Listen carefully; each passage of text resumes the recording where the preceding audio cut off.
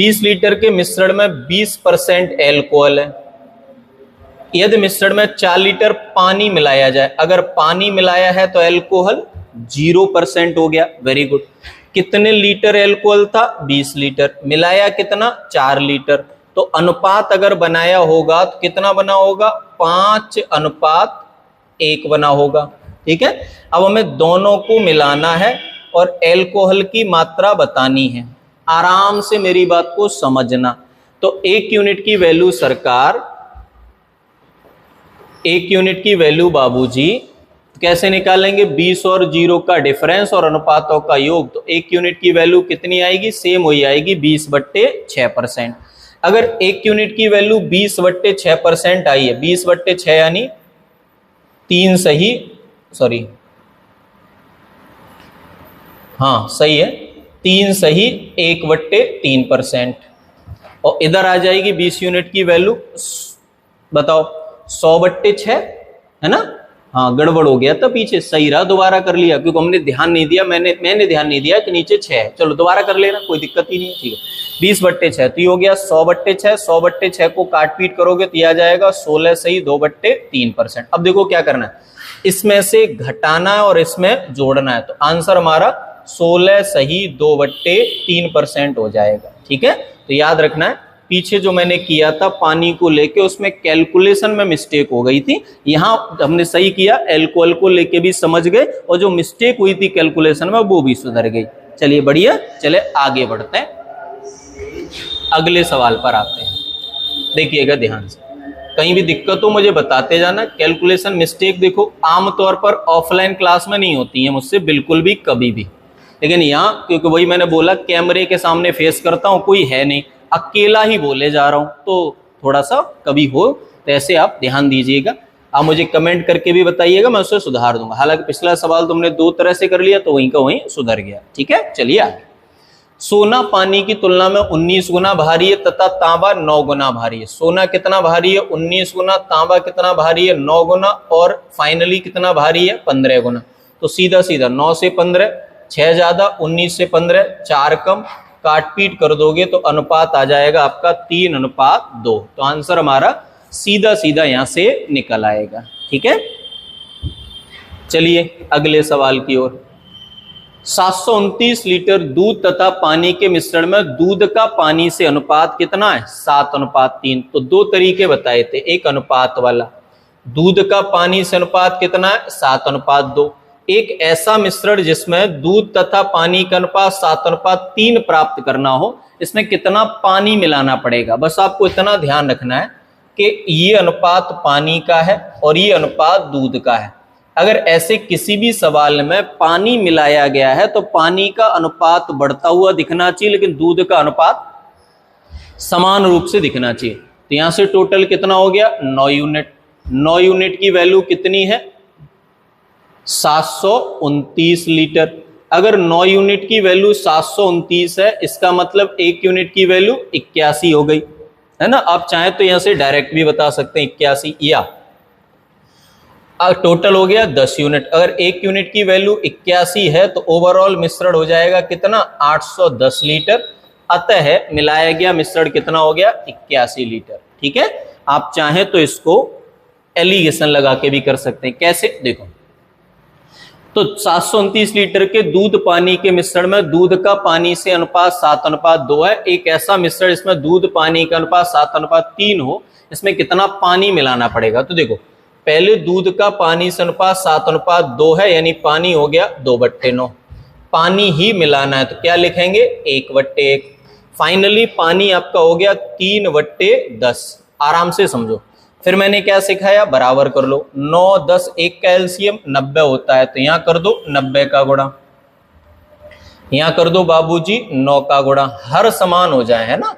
और यहां कर दो बाबूजी 10 का गुणा। अब देखो, हरों को समान करने के बाद देखो तो क्या करना है? सीधी बात, 20 से 27 कितना ज्यादा है? 7।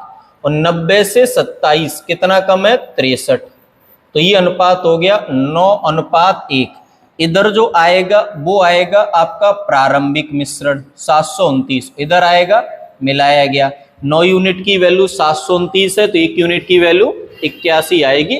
मैंने दोनों तरीकों का जिक्र कर दिया है, आपको समझ में आ गया होगा। चलिए अगले सवाल पर आते हैं। अगला क्वेश्चन दिया गया है कि 41 रुपए की एक धनराशि को कुल 50 लड़के और लड़कियों के बीच बांटना है। आराम से मेरी बात को समझना, ठीक है। प्रत्येक लड़के को 90 पैसे, प्रत्येक लड़के को 90 पैसे और प्रत्येक लड़की को 65 पैसे मिलते हैं।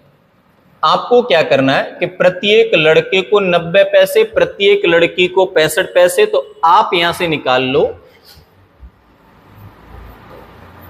प्रत्येक को मिले पैसे, चाहे वो लड़का हो चाहे वो लड़की हो, अगर ये सब में धनराशि को बराबर बांटा जाता तो आपको पता होता कि 41 रुपया यानी 4100 पैसे को अगर 50 बच्चों में बराबर बराबर बांट देते तो प्रत्येक बच्चे को मिलने वाली धनराशि कितनी होती? 82 पैसा। दोबारा समझो, देखो, प्रत्येक लड़के को 90 पैसे, प्रत्येक लड़की को 65 पैसे। अगर सारा पैसा लड़का लड़कियों में अलग अलग न बांटकर समान रूप से बांट दिया जाता तो प्रत्येक को कितने मिलते? 82 पैसे। प्रत्येक को जो मिलने चाहिए वो निकाल के रख दो बीच में, अपने आप पता चलेगा कि ये 8 कम है और ये 17 ज्यादा है। सिंपल सी बात, देखिए 17 और 8 टोटल 25 हो गया। हमारे हिसाब से 25 हुआ, सवाल के हिसाब से 50 छात्र हो गए, छात्र छात्राएं दोनों, है ना। 25 यूनिट की वैल्यू 50 है, यानी 1 यूनिट की वैल्यू 2 आ गई। 2 कैसे आई? सीधा सीधा गुणा करके देखो कितने का हुआ? 2 का। यहां भी होगा 2 का, यहां भी होगा 2 का, यानी लड़के कितने? 34 और लड़कियां कितनी? 16। तो आपको पूछा लड़कों की संख्या तो बता दीजिए 34 और लड़कियों की संख्या तो बता दीजिए 16, ठीक है। चलिए अगले सवाल पर बढ़ जाता हूं। लिखा है अजय 14 रुपए 50 पैसे प्रति किलोग्राम की दर से 15 किलोग्राम और 13 रुपए 50 पैसे प्रति किलोग्राम की दर से 10 किलोग्राम दाल खरीदा, उन्हें मिला दिया और मिश्रण को 15 रुपए प्रति किलोग्राम की दर से बेच दिया। इस व्यवसाय में अजय का लाभ बताइए। देखो यहां एलिगेशन मत लगाई, जरूरत ही नहीं है, सीधी सीधी बात सोचिए। देखो आराम से समझना, अजय ने क्या किया, बात को मेरी को समझना, क्यों फालतू एलिगेशन लगाना, बड़ा करना। देखो 14.5 रुपए के हिसाब से 15 किलो सामान खरीदा, तो 14 रुपए 50 किलो प्रति किलोग्राम की दर से अगर 15 किलो सामान खरीदोगे तो कुल धनराशि ये हो जाएगी, ठीक है। और 13 रुपए प्रति किलोग्राम की दर से अगर 10 किलो धनराशि खरीदोगे तो पैसा आपको इतना खर्च करना होगा, हाँ या ना।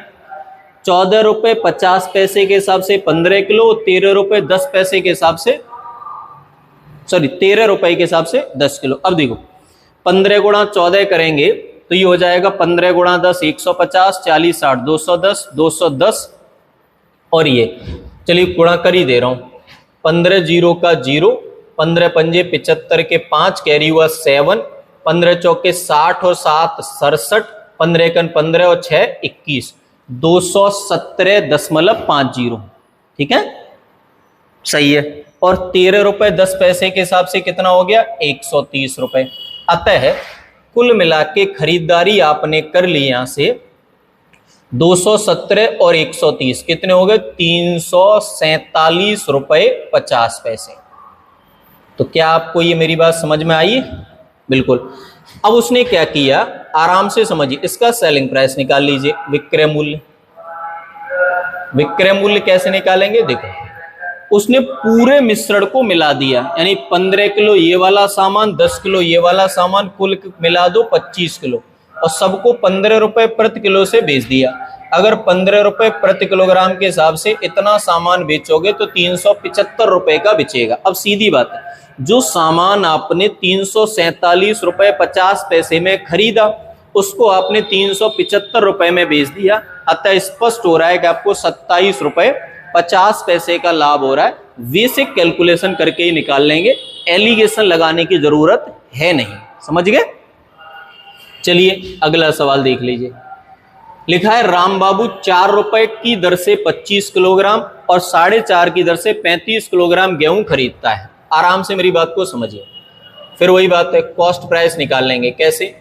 4 रुपए की दर से 25 किलोग्राम, तो 4 गुणा 25 रुपए का खर्चा हो गया, आराम से समझना। प्लस 4.5 की दर से 35, तो ये 4.5 रुपए प्रति किलोग्राम की दर से 35 किलोग्राम, ये खर्चा हो गया। अब देखो, ये हो गए 100 रुपए, 35 चौके 140 और 35 पंजे 175, तो 100 और 140 240, 240 और 17.5, तो टोटल मिला के खर्चा हुआ 257 रुपए 50 पैसे का।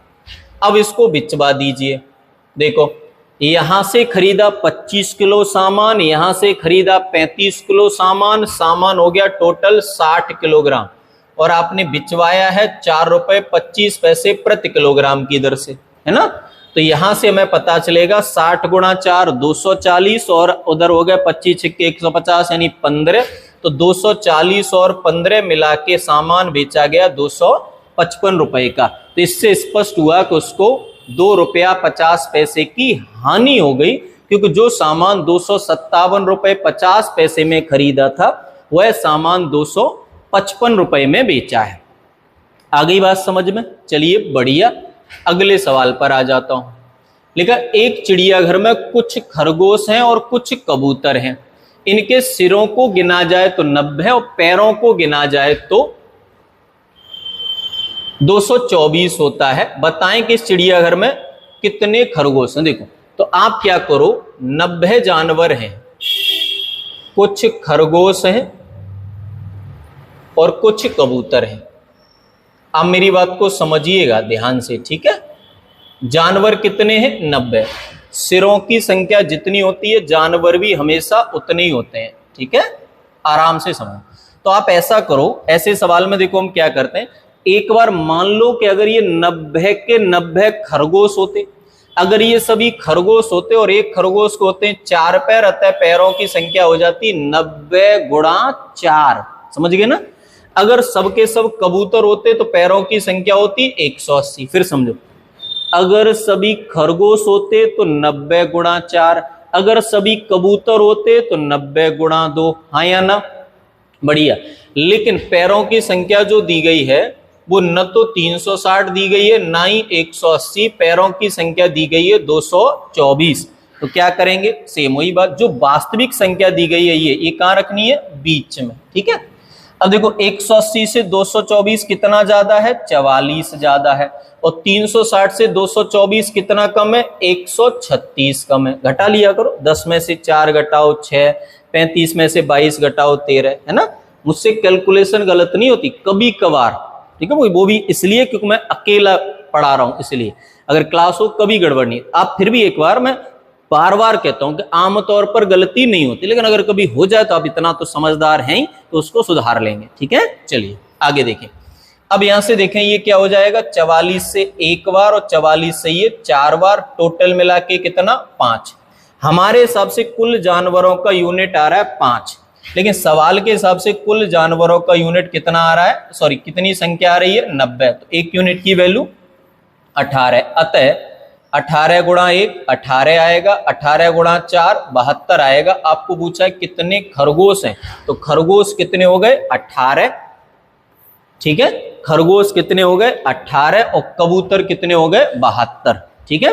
कोई दिक्कत तो नहीं है। चलिए दोबारा देख लीजिए। देखो, खरगोश किस पैर, अगर सभी खरगोश होते तो 90 गुणा 4, सभी कबूतर होते 90 गुणा 2, लेकिन पैरों की संख्या 224 है। इसमें से ये घटाओ, 4 से 0 4, 22 से 18 4, इसमें से ये घटाओ, 10 में से 4 घटाओ 6, 35 में से 22 घटाओगे 13, 44 से एक बार, 44 से ये कटेगा आपका 4 बार, 4 गुणा 4, अरे यही गड़बड़ हो गया। अभी बोल रहा था कि कैलकुलेशन गड़बड़ नहीं होती है, अभी हो गया। देखो चलो दोबारा सुधार लेते हैं। तो ये कट जाएगा आपका 4 से 11 बार, और ये कट जाएगा आपका 4 से 34 बार, ठीक है। तो आंसर हो गया हमारा 11:34। तो टोटल कितना हो गया? 45। 45 यूनिट की वैल्यू 90 है, तो एक यूनिट की वैल्यू 2। अतः खरगोशों की संख्या 11 दूनी 22 और कबूतरों की संख्या 14 दूनी 68। हमारे सवाल का आंसर इनमें से कोई नहीं की बजाय 22 आएगा, ठीक है। चलिए अब समझ गए। मैं अगर कभी होगा तो मैं चेक कर लूंगा। आगे बढ़ते हैं, अगला सवाल देखिए। आलोक 8.5 रुपए प्रति किलोग्राम की दर से 30 किलोग्राम चावल और 8 रुपए प्रति किलोग्राम की दर से 20 किलोग्राम चावल खरीदा। देखो सीधी बात समझना, मैं वही बात करूंगा कि इसमें एलिगेशन लगाने की जरूरत है ही नहीं, फालतू क्यों बड़ा करोगे। देखो उसने क्या किया कि 8 रुपए 50 पैसे प्रति किलोग्राम की दर से 30 किलोग्राम चावल प्लस 8 रुपए प्रति किलोग्राम की दर से 20 किलोग्राम चावल खरीदे। अब देखो 30 गुणा 8 240 रुपए और 20 गुणा 8 160, 240 और 160 400 और 30 गुणा 50 ये 15, तो कुल मिला के खर्चा हुआ कितने का 415 रुपए का। अब बोला इसे कितने रुपए में बेचा जाए कि 20% का लाभ हो। अब इन्होंने देखो ऑप्शन देखोगे तो पता चलेगा कुल रुपया के अनुसार बोला है। अब देखो 20% लाभ हो, कितना खरीदा 30 किलो ये खरीदा, 20 किलो ये खरीदा, ठीक है, तो टोटल मिला के कितना खरीदा 50 किलो। अगर कोई सामान आपने 415 रुपए का खरीदा और उसे 20% लाभ पर बेचना चाह रहे हैं तो आपको क्या करना होगा 120% में बेचना है। 415 में खरीदा, 20% बढ़ा के बेचो। सामान कितना है 50 किलो, तो 1 किलो की कीमत निकालने के लिए 50 का देना होगा भाग। आराम से समझना, देखो तो 20 से ये कटेगा 5 बार, 20 से ये कटेगा 6 बार, 5 से ये कट जाएगा आपका 5 अट्टे 40 83 बार, 2 से ये कट जाएगा 3 बार और 2 से ये कट जाएगा 25 बार। उससे कोई विशेष फायदा होगा नहीं, चलिए फिर भी है। तो ये हो जाएगा आपके पास 249 और बट्टे में आ जाएंगे कितने 25।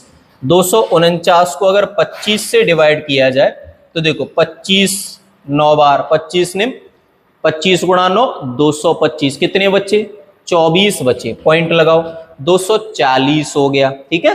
फिर 25 का पहाड़ा पढ़ो 9 बार, तो हमारा जो मूल्य आएगा वो 9 रुपया 96 पैसे प्रति किलोग्राम आएगा, ठीक है। ये जो ऑप्शन दिए गए ये प्रति किलोग्राम में दिए। एक बार फिर समझो, खरीदा कितने में 415 में, बेचोगे कितनों में 415 का 120% में बेचेंगे। इन्होंने पूछा है 1 किलो का प्राइस, खरीदा कितना था 50 किलो और कीमत चाहिए 1 किलो की, तो क्या करना होगा 50 का भाग करना होगा। आगे आपकी कैलकुलेशन है, समझा पाया कि नहीं, ठीक है। चलिए आगे, कैलकुलेशन में कहीं दिक्कत हो आप सुधार लेना, वैसे तो मैं खुद ही देख लेता हूं, अगर कहीं दिक्कत होती है तो मैं देखता जा रहा हूं, क्योंकि पिछली कक्षा में एक जगह गड़बड़ हो गई थी सवाल में, तो कंफ्यूज नहीं होना, मैं स्वयं ही उसको देखता जाऊंगा, ठीक है, और आप भी देखते जाइए। रमेश ने 1500 रुपए को 2 बैंकों में जमा किया, कुछ धन 6% की दर से, शेष धन 5% की दर से। अब ये देखो सवाल डिफरेंट है, ध्यान से समझना। 2 बैंकों में जमा किया, कुछ धन जमा किया 6% की दर से और शेष धन जमा किया 5% की दर से, और दोनों जगह से कुल ब्याज मिली है 1500 रुपए। अब समझो कैसे करेंगे, देखो हम ये मानेंगे कि अगर पूरा 1500 रुपया 6% की दर से जमा किया जाता तो ब्याज मिलता 1500 गुणा 6/100 अर्थात 90 रुपए। अब बना लेंगे ना, ये तो 1500 का 6%, 1500 गुणा 6/100, ऐसे ही निकालेंगे 1500 का 5%। अगर मान लिया जाए कि पूरा पैसा 6% से तो 1500 गुणा 6/100, 5% से तो 1500 गुणा 5/100, लेकिन ब्याज न तो इतनी मिली है न इतनी मिली है, ब्याज कितनी मिली है 85 रुपए। तो यहां से समझ में आ जाएगा कि 75 से 85 देखोगे 10 ज्यादा है, 90 से 85 5 कम है, अतः अनुपात बन गया 2:1। कितना हो गया टोटल पैसा 3 यूनिट, जो कितने के बराबर है 1500 रुपए के। तो 1 यूनिट की वैल्यू बाबूजी 500, अतः पहले वाला रुपया 1000, दूसरे वाला रुपया 500। उन्होंने पूछा है 6% ब्याज पर कितना पैसा लगाया, 6% यानी पहले वाला, तो हमारे प्रश्न का उत्तर कितना आएगा 1000। समझ गए, डायरेक्ट पूरे पैसे के हिसाब से ये कैलकुलेशन कर लिए। क्लियर है, चलिए अगले सवाल पे आ जाते हैं। लिखा है मोहन ने 5 रुपए 80 पैसे प्रति किलोग्राम की दर से 170 किलोग्राम चीनी को तथा 5 रुपए 30 पैसे प्रति किलोग्राम की दर से 130 किलोग्राम चीनी को खरीदा। तो हमें क्या बना लेना है, सबसे पहले कॉस्ट प्राइस। मैंने बोला ना इस तरह के सवालों में एलिगेशन मत लगाना, फालतू बड़े हो जाते हैं, इसलिए आराम से करो, नॉर्मल करो। देखो 5 रुपए 80 पैसे प्रति किलोग्राम की दर से 170 किलोग्राम सामान खरीदा। चलिए, और 5 रुपए 30 पैसे प्रति किलोग्राम की दर से 130 किलोग्राम सामान खरीदा। आराम से सुनेंगे। देखो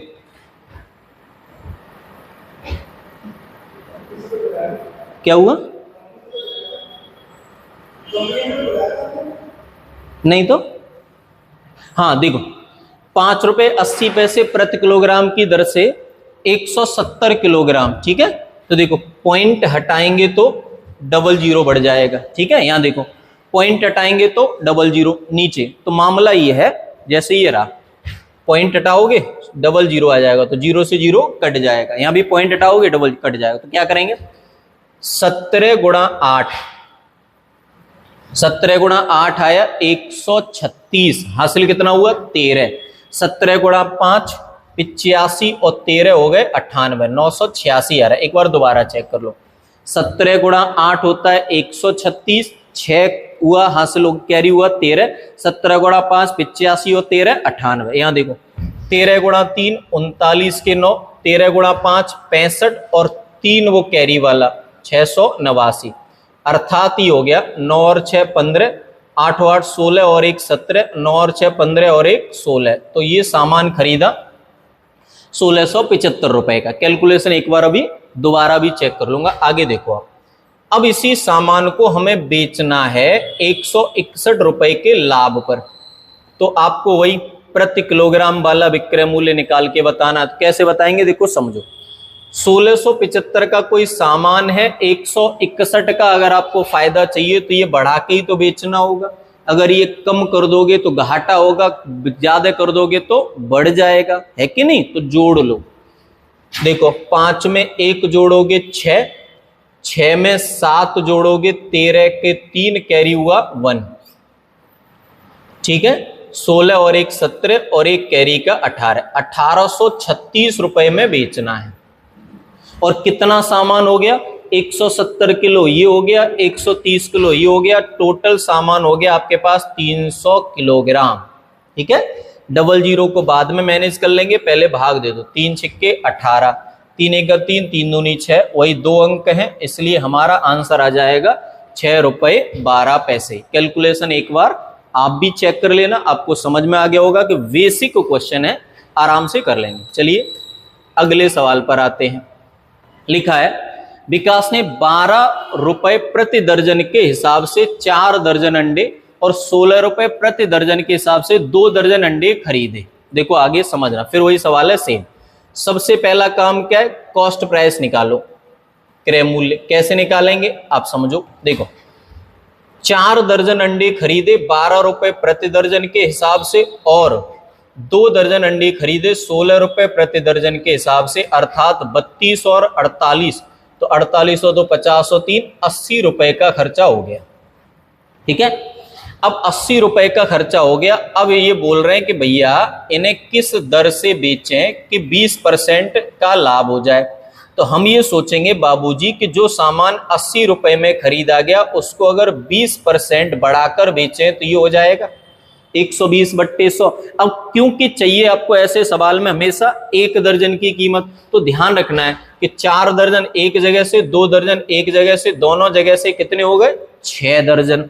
20 से कटेगा 5 बार, 20 से कटेगा 6 बार, 6 से 6 कट जाएगा, 5 से 80 कट जाएगा 16 बार। अतः हमारा जो जवाब आएगा वो आ जाएगा 16 रुपए प्रति दर्जन के हिसाब से बेचने। तो आपको समझ में आए होंगे ये आखिरी वाले सवाल जहां हम इस तरह से बातें कर रहे हैं।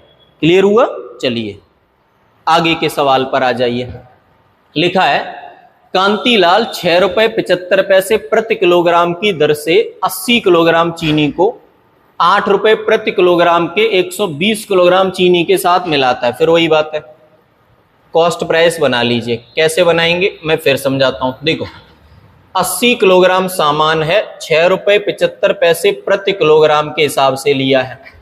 और आगे आपका 120 किलोग्राम सामान है, 8 रुपए प्रति किलोग्राम के हिसाब से लिया है।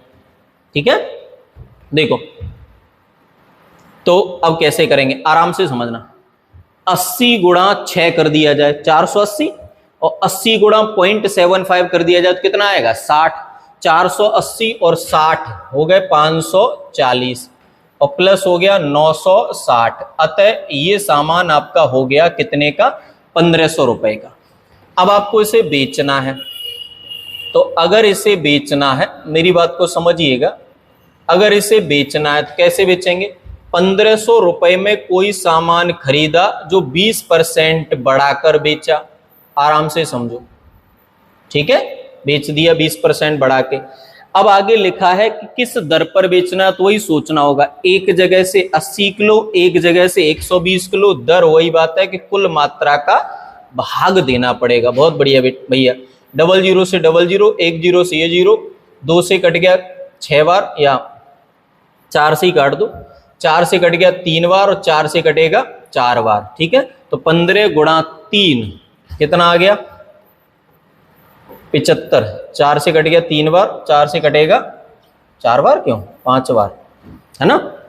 एक बार दोबारा देखो, 00 से 00 कट गया, 00 से हमने 00 काट दिया, इस 0 से ये 0 काट दिया, 4 से कटा 3 बार, 4 से कटा 5 बार, 5 से कट गया 3 बार, तो 3 गुणा 3 हमारा आंसर आ जाएगा 9 रुपए प्रति किलोग्राम। ठीक है, चलिए आगे देखिए। देखिए आगे का सवाल लिखा है कि जयदीप ने 16 रुपए 80 पैसे प्रति किलोग्राम की दर से 25 किलोग्राम और 25 रुपए 50 पैसे प्रति किलोग्राम की दर से 35 किलोग्राम चावल खरीदा। तो सबसे पहला काम क्या करना है, क्रय मूल्य बनाना है। कैसे, समझो। 25 किलोग्राम चावल खरीदा 16 रुपए 80 पैसे प्रति किलोग्राम की दर से, और 35 किलोग्राम चावल खरीदा है 25 रुपए 50 पैसे प्रति किलोग्राम की दर से। कितने में खरीदा, आराम से देखो, आराम से समझना। 25 गुणा 10 250, 25 गुणा 6 150, कितने हो गए 400। 400 प्लस 25 गुणा 0.80 करोगे 20 आ गए, तो हो गए 420। तो ये सामान आपका आ गया 420 रुपए में। प्लस यहाँ आ जाओ, 35 गुणा 20 करोगे 700, 35 गुणा 5 करोगे तो 35 पंजे 175। ठीक है, तो 700 और 175 875, और 35 गुणा 0.50 करोगे 17.50 आएगा, तो 875 और 17.50 वो जोड़ लो, या ऐसे कर लो।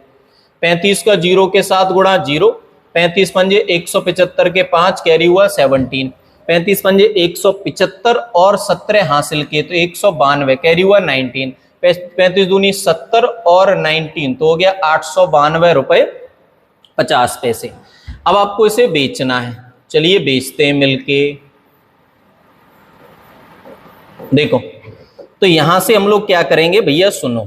आपको चाहिए 25% का लाभ, तो पहले से जोड़ लो। तो ये हो गया 0.50, 2 और 0 का 2, 9 और 2 11 का 1, 8 और 4 12 और 1 13, 1312 रुपए 50 पैसे। एक बार दोबारा चेक कर ले रहे, 8 और 4 12 सही है, 0.50 ठीक है, 2 0 9 और 2 11 का 1, 8 और 4 12 और 1 13 ठीक है।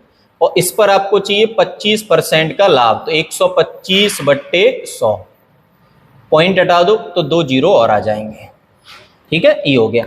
अब एक इंपॉर्टेंट बात है कि आपको तो वो पूछा है ना किस दर पर बेचना है, तो ये भी तो ध्यान रखना है कि एक जगह से सामान खरीदा था 25 किलो, एक जगह से सामान खरीदा था 35 किलो, कुल मिला के सामान हो गया 60 किलो। ठीक है, अब करेंगे।